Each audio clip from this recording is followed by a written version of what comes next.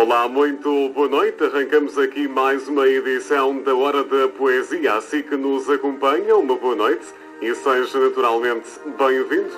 O convite é para que fique desse lado até bem perto das 10 da noite. Para além de lhe darmos muita poesia aqui na Rádio de Todas as Emoções, recebemos sempre a visita simpática da doutora Conceição Lima. Olá, muito boa noite. Olá, Bruno, boa noite. E então, o que nos traz hoje? O costume, muita poesia de boa qualidade. Mas hoje, e eu já vou começar por cumprimentar o nosso convidado de hoje, Vasco Teixeira. Olá, Vasco, boa noite. Olá, boa noite. É um prazer estar aqui. Muito obrigada, é um prazer também receber-te. Mas antes de continuarmos a nossa conversa, tenho uns pontos prévios que habitualmente trato e é isso que vou fazer neste momento. Como os nossos ouvintes vão sabendo, e eu faço divulgação em cada semana que passa de alguns dos poemas que seleciono para trazer à rádio. Acontece que na semana passada, pela morte de Vasco Caraça Moura, e fizemos-lhe a nossa homenagem também, eu não pude dizer outros poemas, mas hoje sim vou dizer 3. Curtinhos, mas vou dizer 3. E começo pela escola. E começo pelo 7º E, pela Beatriz Maria, que escreveu um poema que chamou Leva-me Andorinha. Eu tenho pena que haja muita melancolia em ti, Beatriz. Se calhar já há aí já uma alma de flor bela, não sei. Mas vais ouvir. Eu gostei muito. Dou-te já os meus parabéns antes de começar. Então vais ouvir o Leva-me Andorinha. Leva-me, Andorinha, que eu vou contigo. Uma chance, uma oportunidade que perdi. Leva-me contigo, Andorinha, que eu confio em ti. Faz-me sentir a pessoa que fui. Leva-me contigo, Andorinha. Dá-me o teu destino. Dá-me o teu paraíso, porque o meu está perdido. Olha, Beatriz, na tua idade, o paraíso não está perdido. Mesmo que haja dores no percurso, o paraíso está ainda para chegar. Um beijo para ti, Beatriz. E agora um outro poema, da Maria Antónia Ribeiro do Porto, uma senhora poetisa já com vários livros lançados, mas que eu não tive ainda a oportunidade de trazer ao programa, e prometi-lhe e vai hoje, com atraso, este poema que se chama Estado de Alma. Entre espaços etéreos vagueia o meu espírito, entre nuvens, entre sóis, entre sonhos desfeitos, entre vidas não vividas e pela margem passadas. De repente ecoa um grito, ecoa pelo céu azul e rasga o silêncio e rasga a calma. Vem de dentro, vem de mim.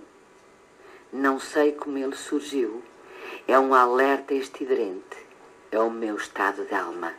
Parabéns, Maria Antónia Ribeiro. Um beijinho para si. E para finalizar, um verso muito curto que eu adorei logo quando li. Foi-me entregue em mão há muito poucos dias por Duarte Cluto, um poeta que já apresentei aqui, do Porto, e que é bonito por si, é profundo por si, mas também traz aquilo que eu considero uma temática que é muito comum, particularmente em Pessoa, e por isso aqui está, Claude. Quando adormeço, viajo por um outro mundo diferente que não conheço, e com a realidade o confundo. Duarte, é isso, é o mundo dos sonhos. Obrigada. Então, agora, posto isto, Bruno, avançamos e agora sim, boa noite, já dissemos um ao outro. Boa noite, mais mas uma vez. Dizer-te, Vasco, que é um prazer ter-te cá. Igualmente, é também um prazer estar aqui. Muito obrigada, muito obrigada. E saber que tu és um vimaranense. Não te descobri por isso, foi uma curiosidade que descobri posteriormente. Eu descobri-te, não sei se sabes, através da antologia da poesia moderna, que me foi entregue pelo teu editor, que me foi oferecida pelo teu editor, e eu comecei a ver e fiz ali algumas escolhas e o teu nome surgiu-me. Portanto, eu peço desculpa de pensar que é tanto tempo depois, pois é assim mesmo, é que eu fico mesmo a ler, a reler, a mastigar, a preparar os livros e não pode ser de jato, como se deve imaginar. Hoje é o dia. Exatamente, e estamos aqui para falar Da tua obra. Da minha obra, dos meus livros. Então, tu nasceste em Guimarães, hoje resides em Lessa da Palmeira, Vou referir o teu trabalho apenas, a tua licenciatura apenas, não é que seja necessário para aquilo que vamos falar, mas se calhar é sempre uma pergunta que eu tenho a fazer. Se calhar tem algumas coisas também que estão lá misturadas nos próprios livros. Pronto, então é isso mesmo que vamos ver. Eu sei que tu és licenciado em Ciências Farmacêuticas, estás hoje ligado à docência no Instituto Superior Politécnico e à indústria farmacêutica também. Eu acho que tratas da saúde ou lidas com problemas relacionados com a saúde e também com a saúde da alma, já que também, a poesia surgiu desde cedo. A poesia surge desde tenra idade, na altura dos meus 17, 18 anos. Exatamente. Sim, Coimbra. Coimbra. Acho que em Guimarães já escrevias algumas coisas. Em Guimarães já comecei a escrever algumas coisas, muito tenues ainda, mas foi de facto em Coimbra, talvez por todo aquele ambiente puxar por nós e aqueles espaços que não tenhas dúvida que Coimbra o António Nobre, o Anto, essas coisas exatamente. todas, portanto puxou um bocadinho e foram anos maravilhosos. E foi germinando aí. Exatamente, aquele bichinho, e foi daí que surgiu muito da minha paixão também pela poesia. Olha, Guimarães, Vimaranense, tu há, no teu poema, eu vou já falar, já referi-los, os dois livros que escreveste, dedicatórios, o primeiro, Reparium, o segundo, de quem vamos falar um bocadinho mais hoje. Aliás, eu vou tocar nos dois, mas vamos falar um bocadinho mais sobre Reparium. Guimarães tem lá aquela casa. Estás muito ligado a Guimarães. Pois conheci hoje teu pai, que nos acompanha aqui em estúdio, é um prazer.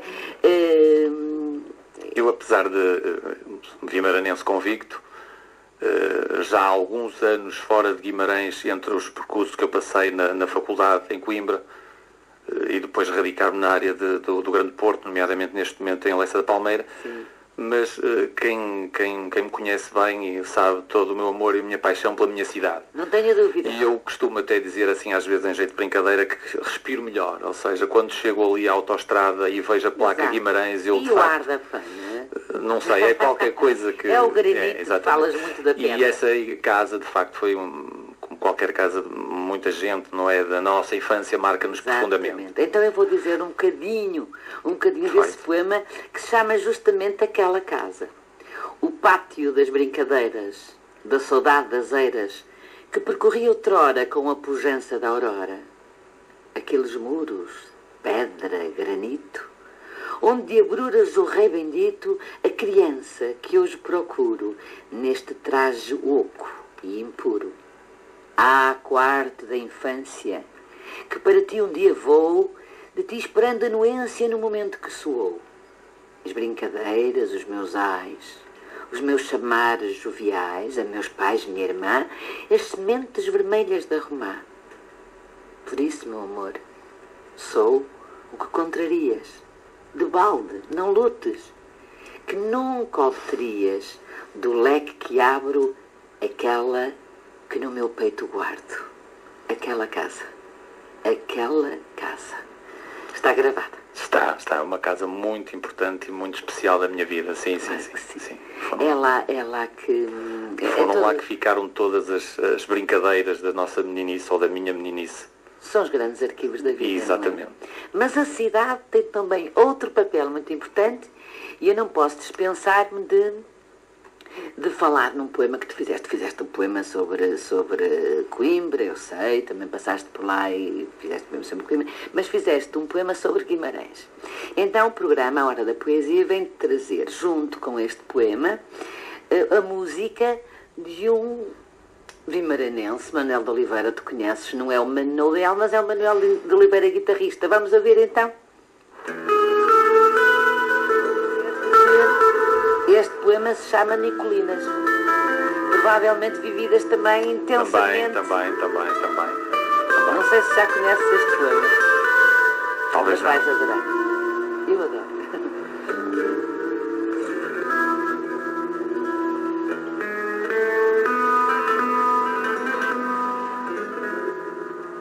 Longe de teu âmago, cheiro-te o rosto de princesa. Faço-te o meu destino a cada passo que te afastas. Serei a palavra da palavra tua. Serei o vento do vento teu.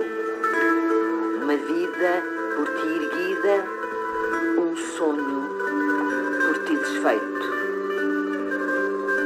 Porém, sempre só,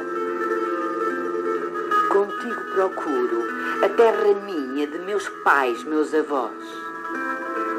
E na noite que esvoaça a tristeza, te sobrepões no escuro iluminado.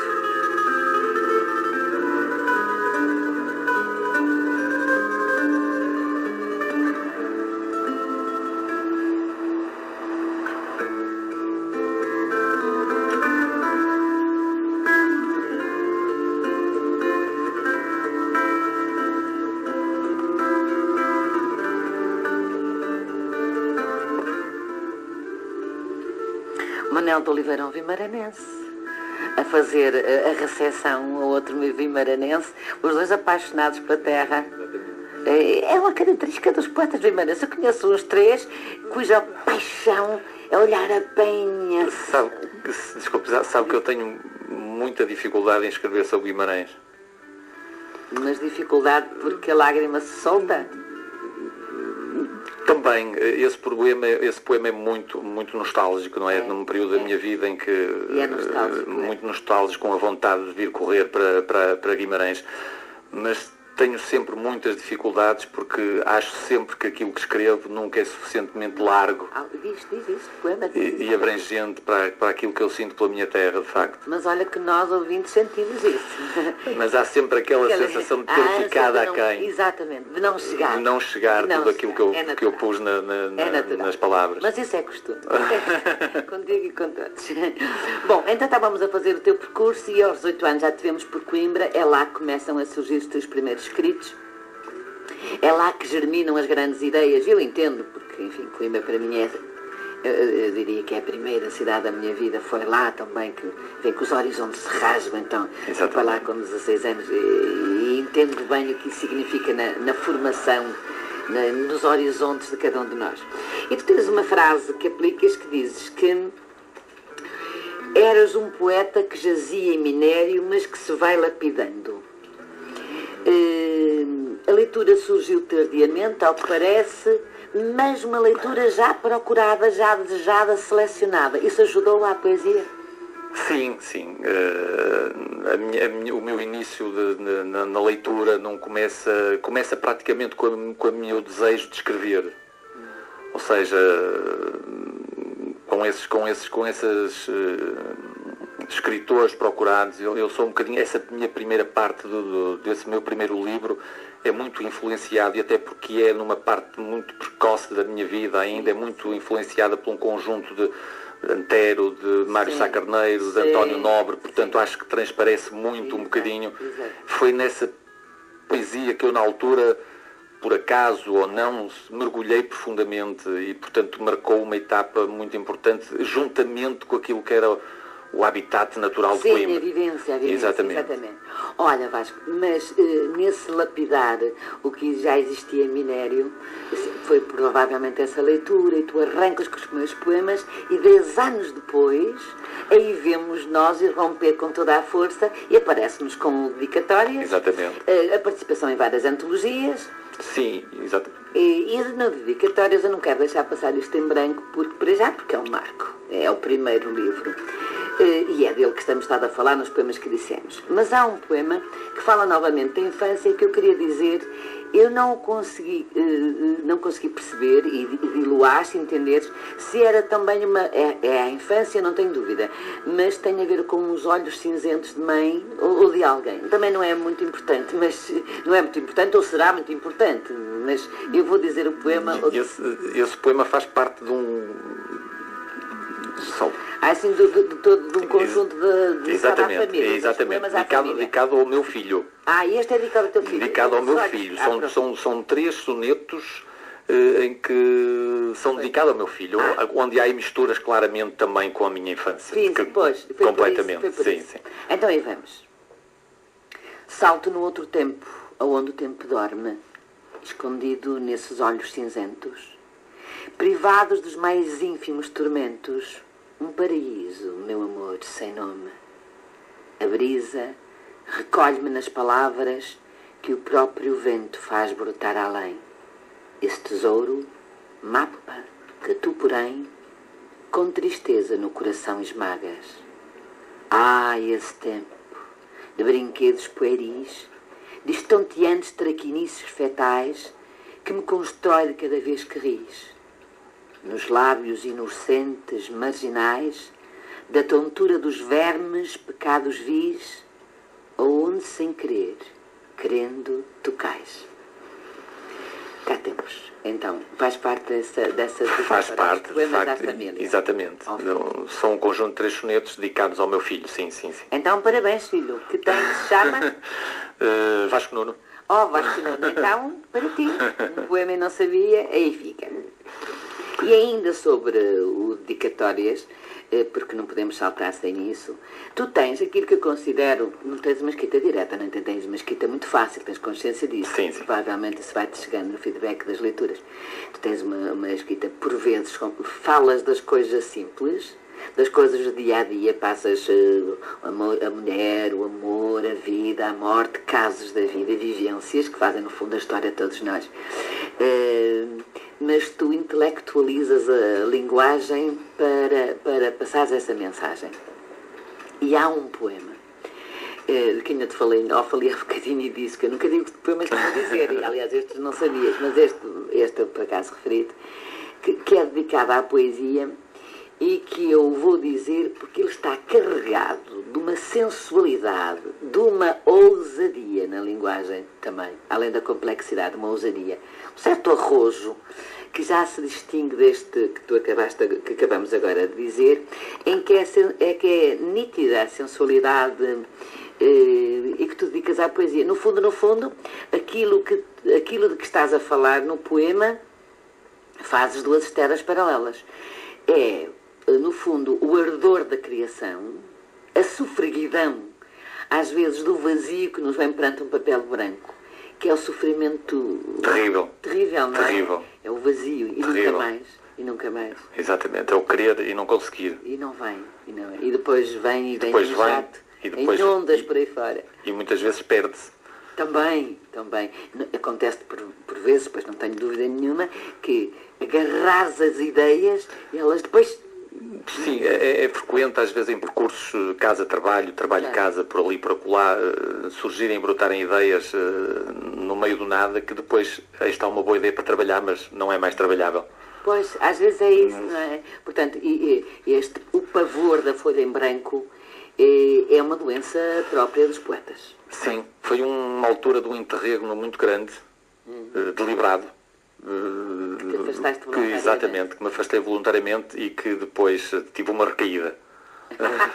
Então e foi uma recaída muito intensa mesmo. Olha, esta é intensa porque quem não nos seguir com cuidado, parece que estamos a falar de uma entrega física, de um ato de amor. Enfim, a linguagem toda ela nos faz, vai levar nesse sentido, mas efetivamente é uma entrega a uma folha que está branca. Então, vamos ouvir a poesia. Volto a tocar-te o âmago e, no entanto, a folha está branca. É um abismo aterrador, mas suga-te o silêncio como quem suga a própria vida num deserto. Caminho-te e faço-te um orgasmo de emoções. Reconheço esta frescura, este hálito de beleza, este sexo úmido, negro de rancor, do despeito que fere. E recordo essa volúpia, esse esgar de ser penetrada, essa alma de ser inerte. Caminho-te e faço-te em cada passo, cada despejo na vagina hiperestésica.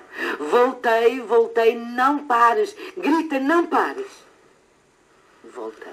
Exatamente, foi mesmo isso. E nasceu o poema. Foi mesmo um ato quase físico. com o papel, quase físico com o papel. É que aqui nós assistimos quase Sim. a um orgasmo, digamos Completamente. assim, intelectualmente falando, em relação à poesia. Da folha branca, o volteio significa que tinha havido a descarga psicológica Exatamente. total e que tinha nascido o poema. Bom, uma união total, como eu refiro, realmente uma união física, sem dúvida nenhuma. Bom, daqui podemos saltarmos e vamos saltar para o Repário. Olha, diz-me uma coisa, foi escrito em 2012, portanto, não... ele foi lançado o ano passado. Foi lançado, escrito. O ano passado. Sim, foi lançado em 2013, finais de 2013. Mas escrito... Foi descrito durante 2013 e alguma parte de 2012, sim. Mas uma grande parte de 2012, porque os poemas estão datados. Datados, sim. E tu fizeste aquilo num espaço relâmpago, explica-me. Sim, há nomeadamente o Reperium e os apontamentos, que é um... Sim, no fundo, quase que poderíamos dizer. Sim, que são aqueles que estão... Subtítulo. Exatamente, quer o Reperium, que é um bloco de poemas que dá depois origem também ao título do livro, e os apontamentos foram, de facto, os apontamentos creio que foram praticamente durante o mês de agosto. Pois foi. Foi mais uma... Febril. Febril, sofreguidão, quase uma ânsia, sim. Acredito. Sim, quase. Olha, e agora, em relação ao título, e tu perdoa se eu às vezes parece que não quero tirar a palavra, o que aqui conta é o tempo e sabes qual é esta angústia do tempo em rádio. Reparem, portanto, o título do livro de que vamos falar significa em si casa fortificada. Eu li com muita atenção todos os teus poemas, logicamente, e vi que casa fortificada tu realmente tens N poemas dedicados à casa no que diz respeito à janela, à porta, o teto, o quadro, o chão, a mesa. Portanto, tu vais buscar da casa tudo aquilo que olhas, que faz parte de um cotidiano, digamos Exatamente. assim, objetos inanimados, mas que ganham vida e luz com os teus poemas. E eu pergunto-te, essa casa fortificada é refúgio, é ninho, ou é às vezes jaula, ou é as duas coisas? É as duas coisas em simultâneo. Ah, é? É as duas coisas em simultâneo, sim. Porque é um poema em que tu falas da jaula em relação à casa. Sim, exatamente. É o meu abrigo, é o meu porto de abrigo, é a minha segurança, mas também às vezes é a minha prisão. Exatamente. Portanto, estamos de acordo? Estamos perfeitamente de acordo. A casa refúgio, ninho, proteção, mas também pode ser a fortificação à volta a algo que nos impede. Excessivamente protetora também, que às vezes torna-se como uma prisão. Sim, porque acaba por sufocar. Exatamente. E pode tornar-se isso. Eu escolhi para hoje, com dificuldade, devo dizer-te, entre os muitos poemas que dedicas à casa, escolhi um que se chama Chão. Porque achei curiosa a maneira como abordaste. Curioso. O chão. O chão é o tronco. Mapa agastado da minha vida. Do tronco aos ramos, dos ramos às folhas, das folhas às flores e, no fim, o doce fruto, quem sabe. Invertido. Nunca parti de frutos e nem amei sequer flores. Folhas, só as do outono esmaecidas. Eu fico-me pelas raízes, entrando no humus, sepultado pela pedra, pedritas do tamanho das formigas. E até delas eu me escondo. Esta casa era uma casa, este chão era da casa fortificada jaula ou era da casa fortificada proteção? Das duas. Volto a dizer, é das duas. Na realidade tenho uma primeira parte do poema, que é precisamente a tal libertação, a tal perspectiva de olhar para a casa como qualquer coisa de positivo, que também é. E usual, não é? E usual. Consegue ser. Ramos, ramos, frutos, é tudo normal. Exatamente. Mas e depois há a outra parte invertida. Exatamente. Que se pode tornar quase um pesadelo. É uma desconstrução. Exatamente. Não é? Há uma outra frase tua, e quando eu digo frase digo mal, porque eu acho que esta frase não é frase em si, é um verso, pelo conteúdo e pela beleza que contém, em que a determinada altura dizes: cada letra bramiu a palavra e cada palavra guiou o poema. Sim, isso é de uma introdução, porque eu neste livro, que foi construído de uma forma diferente do primeiro, um livro mais elaborado, mais pensado. Muito mais um passo à frente. Sim, um passo à frente. Lógico. Como tínhamos até falado anteriormente, o primeiro foi uma maneira de pôr cá fora um conjunto de coisas que eu já tinha feito há algum tempo, esparsos no tempo, mais antigos, mais recente. Este foi elaborado, foi mais pensado, foi feito com blocos, que é uma coisa sempre que eu gosto, de rupturas dentro dos meus próprios livros, como quase paredes que estão próximas, mas nunca se chegam a tocar. Exato. E que, na tentativa eu não tenho a pretensão de que todas as pessoas possam entender aquilo que eu escrevo, nem se pode daí, exatamente, e portanto... É dar uma resposta primeiro ao eu, não é? Pretendi que houvesse uma introdução na maior parte dos meus poemas para... E disseste isto na introdução. Exatamente. É um facto. Mas eu achei solene esta frase, porque cada letra bramiu. E eu achei muito bonito o verbo que tu utilizaste, porque me fala de dor, de ansiedade, de compulsão. E há um momento de um poema que eu vou dizer agora, já a seguir, que parece que fala de tal compulsão que eu digo, de uma procura, do chegar lá, de uma ânsia, a ânsia de que falávamos há pouco, que está bem presente neste poema que eu vou dizer, e que pus no Facebook. Estou seco como o deserto. Estou seco como o deserto. Estou seco como o deserto. Apenas um fio de água me separa da morte. Corre fino, mas denso, e a areia não a queima. Corre fino, mas sinuoso, e a areia não o molda. Apenas um fio, num mar imenso de areia brilhante. É um fio denso, fino e sinuoso. A areia não o corrompe nem o estreita. É forte, deambulando na incerteza. É débil, porque apenas se faz de vida. Esse é o meu traço. Esse é o meu choro e o meu caminho. E não há deserto, nem vento, deuses ou monstros que lhe barrem a liberdade. Deambula, deambula. Este meu pobre fio tenaz é o sangue irado em vida. Eu gostei imenso deste poema, porque aqui acho que está uma espécie de retrato que tu nos trazes. Sim, é um misto de emoções muito grandes nesse poema. É. Sim, E elas estão aqui todas. de revolta, de alegria, de sofrimento.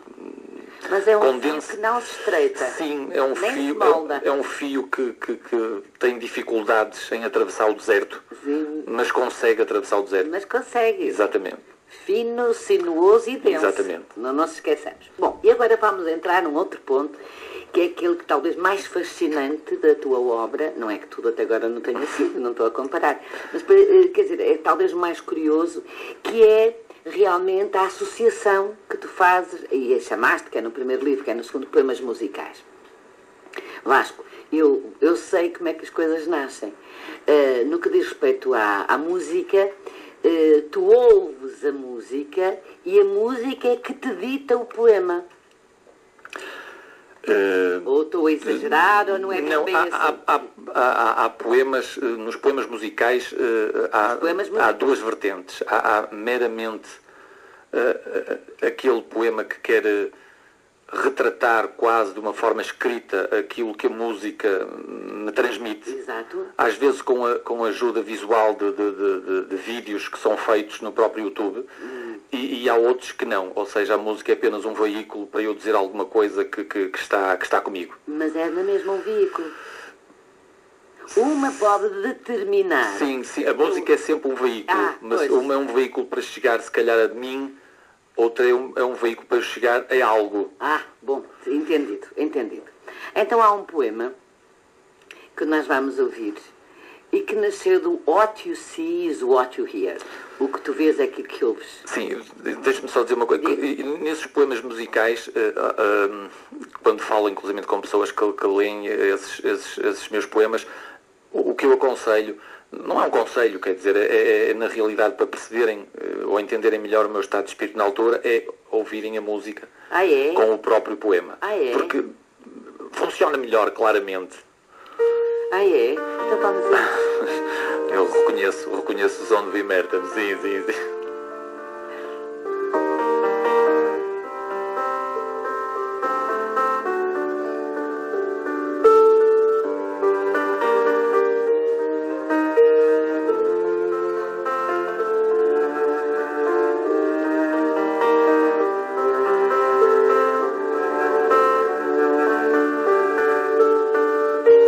As palavras, as melodias, um piano que se mostra horizonte dentro. Tua luz arranca-me do obscurantismo mais negro. Paisagens, bosques, deidades esparsas em notas perenes. Noite. Ouço-te desvairado, atónito, etéreo sempre amado. Sigo-te, cicias-me teu segredo e deleitado tombo apaixonado. Teu talento é a minha alma silenciada.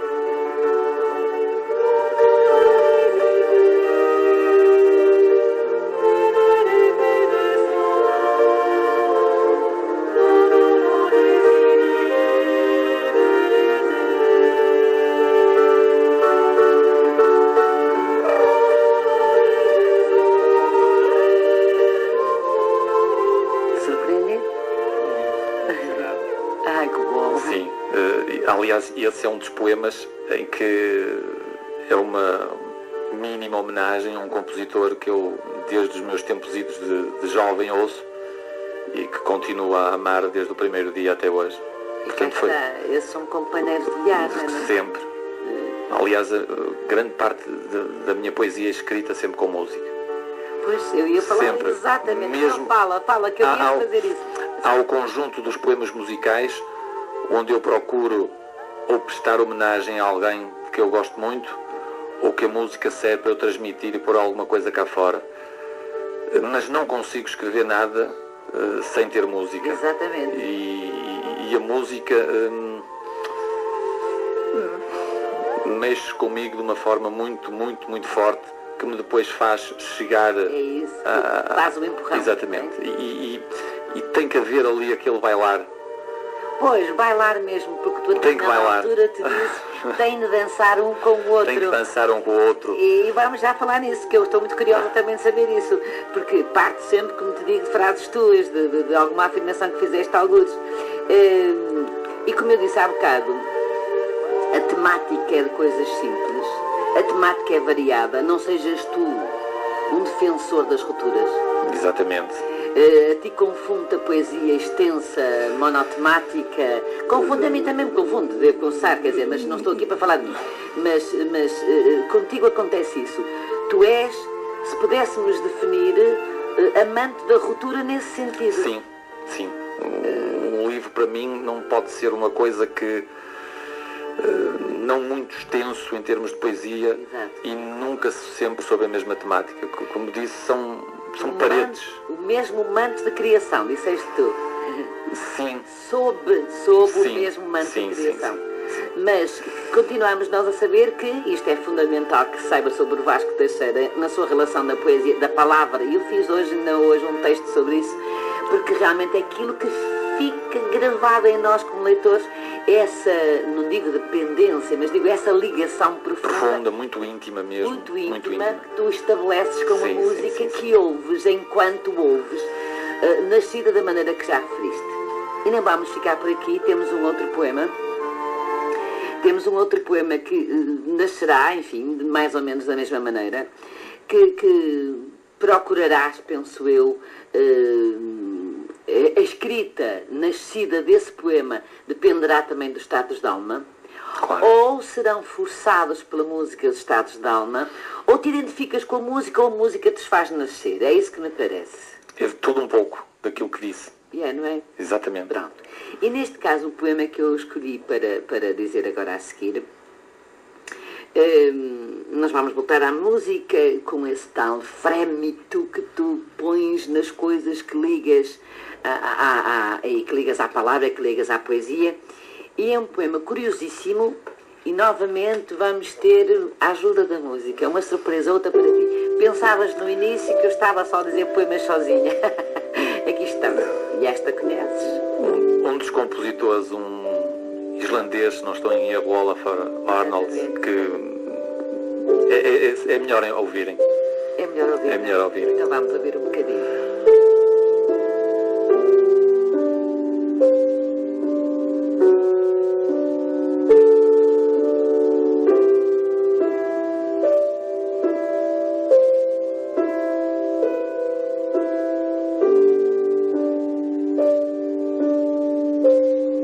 Nem sei porque me olhas, nem sei porque me segues, nem sei porque me amas, nem sei porque me sentes.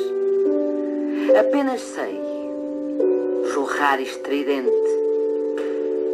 que outra não sinto, que outra não sigo, que outra não olho, que apenas a te amo. Se te basto, eu fico perene em ti.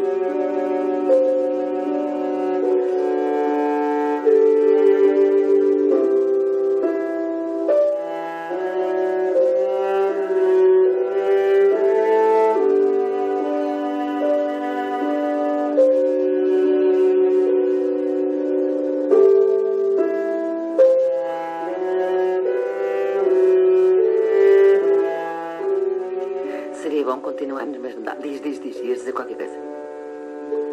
É um poema muito melancólico e de acordo com a própria da música, completamente. Nasceu dali, claro. Criada, enraizada profundamente no som. Completamente. E a gente sente isso, enquanto leitor, a gente sente que isso é que é essa capacidade de comunhão, de fusão, de simbiose perfeita que se estabelece na leitura com a música. Curiosamente, estes poemas e grande parte da minha poesia, mas mais estes, são muito marcados pela repetição, ou seja, e o poema para mim só está terminado. É cadência. É cadência. E se eu não termino a música, tenho que repetir outra vez, e tenho que repetir, e tenho que repetir. Eu também ia falar-te e está até ao fim. Um bocadinho obsessivamente. Um bocadinho. Nesse sentido. Pois, eu também já percebi isso por alguma coisa que li a teu respeito. Que poderá ser. Bom, mas agora vou falar de outro amor, que é a pintura. E deixa-me, antes de mais, dar os parabéns à pessoa que temos cá em estúdio, o teu pai. Os meus parabéns, aqui ditos de lado, porque foi ele que, com as suas pinturas, ilustrou o teu primeiro livro de dedicatórias. E se calhar pela família, por isso que corre nas veias que já vi, que está tudo ligado às belas artes,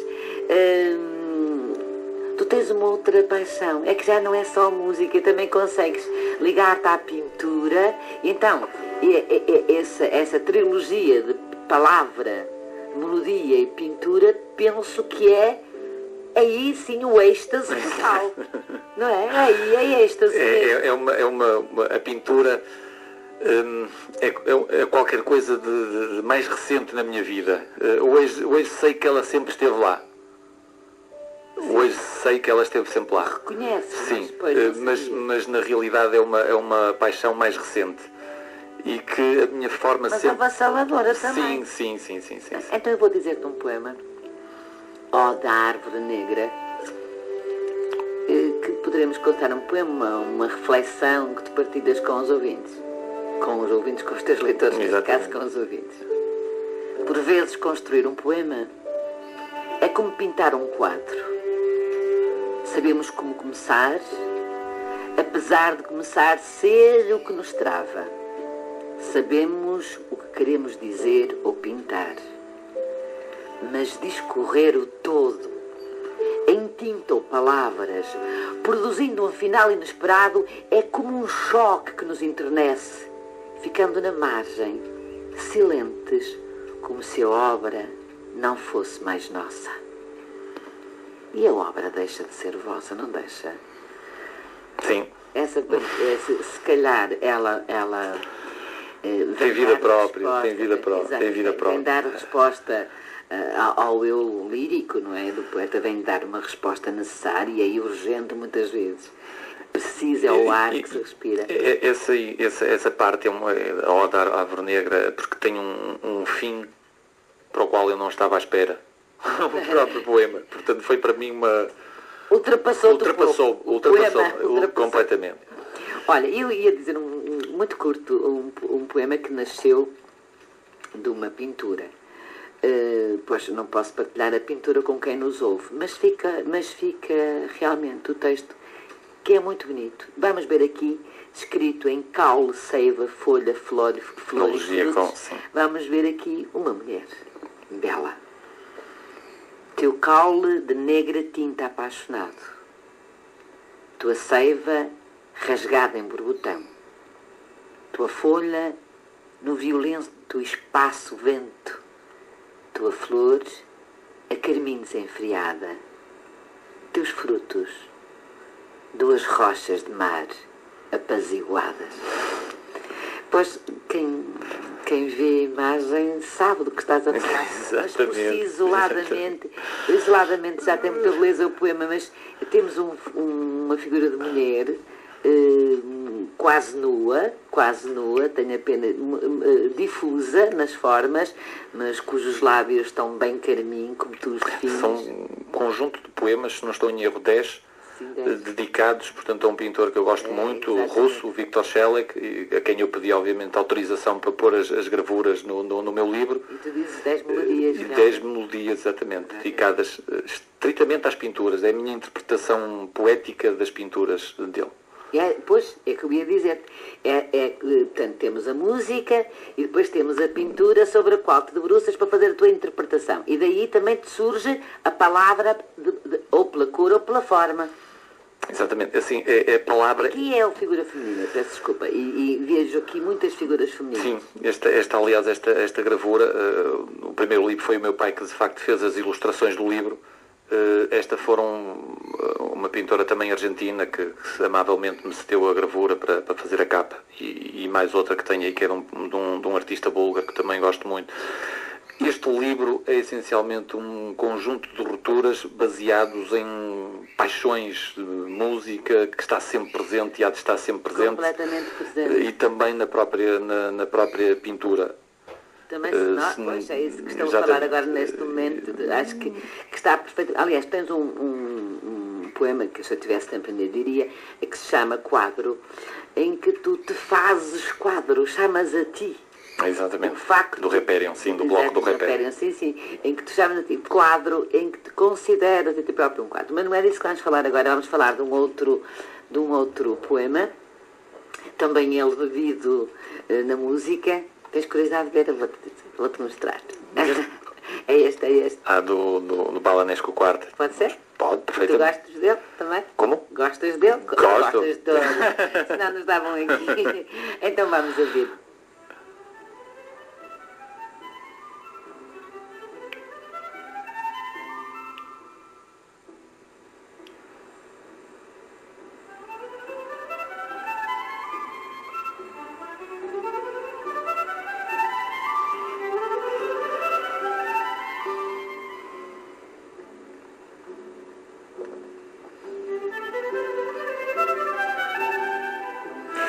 Vejo logo sei amar, as falésias ardentes, as rochas poídas e os seixos brancos que bramem a tua identidade.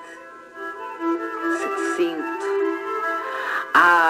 te sinto, entranhas gemendo, tonturas alterneiras, átimos orgíacos e um rugir prazenteiro, aonde finda a rouquidão de mente.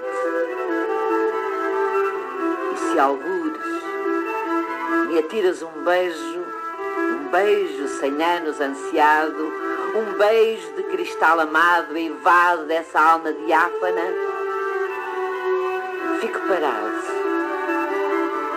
temendo que beijo esse arremessado não passe de um dardo desvairado, nunca a mim destinado.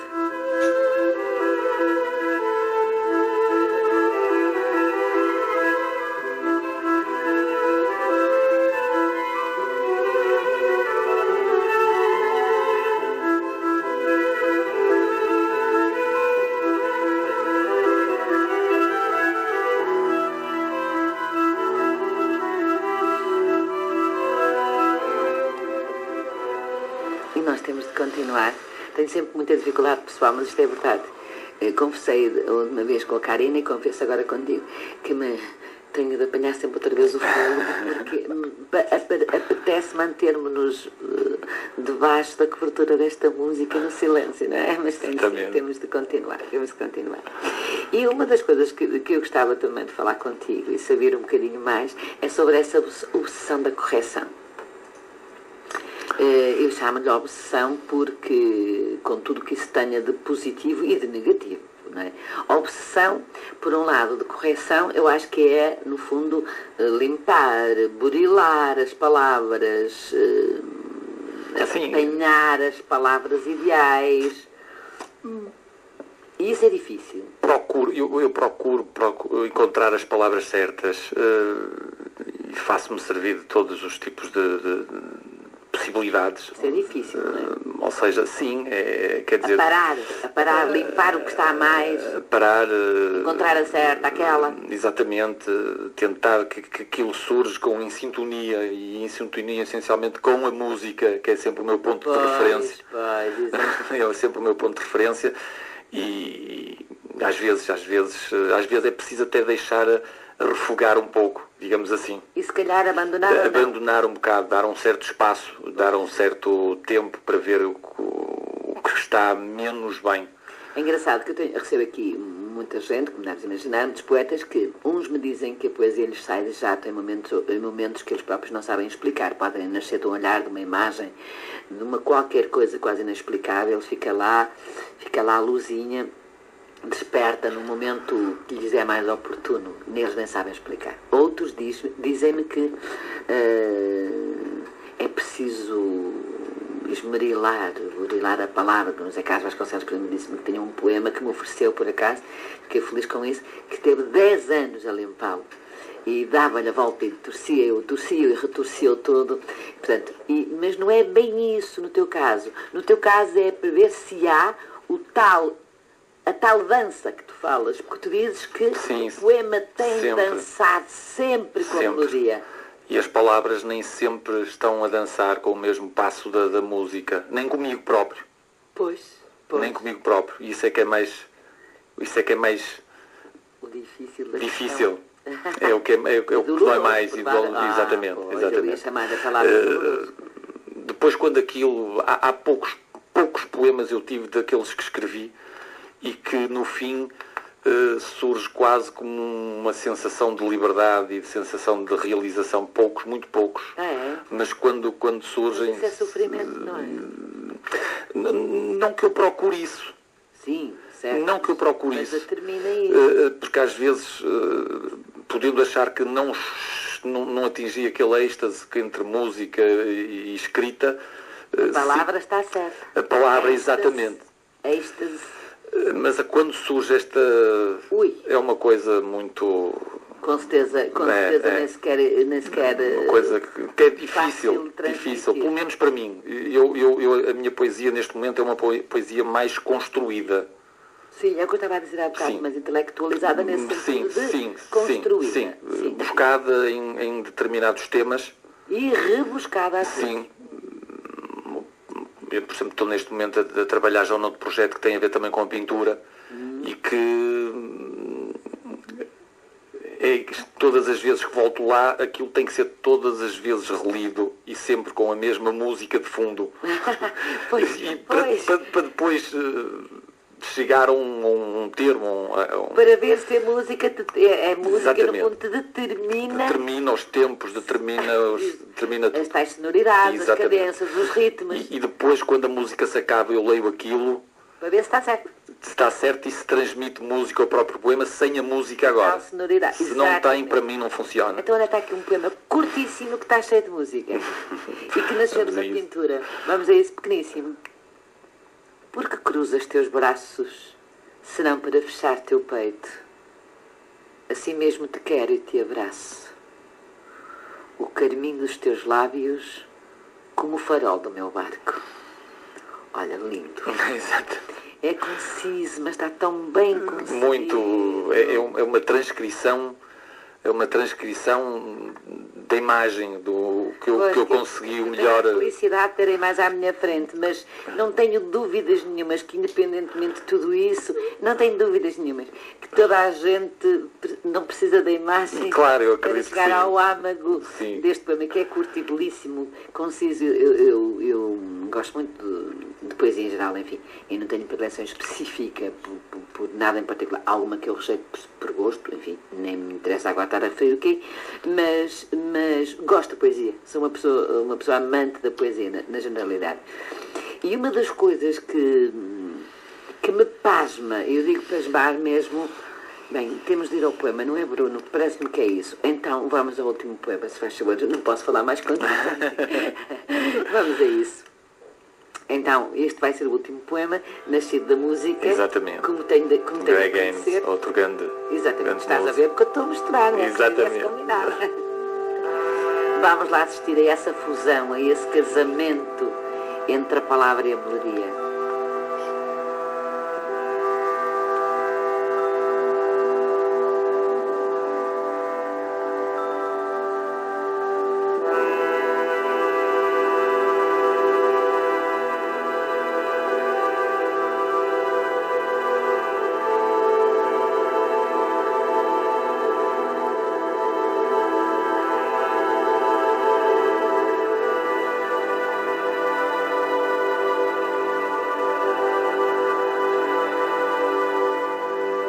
Não sei ver para além dos meus hábitos.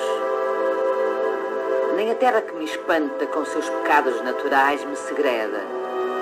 A alvura de mão perpétua, a verdade em que me acredito, humus que grava a palavra gritada na minha espera. Não sei ver para além dos meus hábitos. Nem a boca que me ama com sua rubidez natural me acaricia. Nácar de lábios quentes, a mentira em que me escancaro, amor que exalta a vida, pedra de todos os muros. Não sei ver para além dos meus hábitos. Nem o tempo que me esmaga com a sua tremolima natural me cicia sonhos, segundos ociosos, onde me perco num só tom, rasgo todo o sentido, qual ataúde, rio abaixo, rugindo. Não sei ver para além de meus hábitos. E que importa que não veja? E que importam os meus hábitos? Só me importa deslizar por tua terra, boca e tempo. E perder-me já nada conta.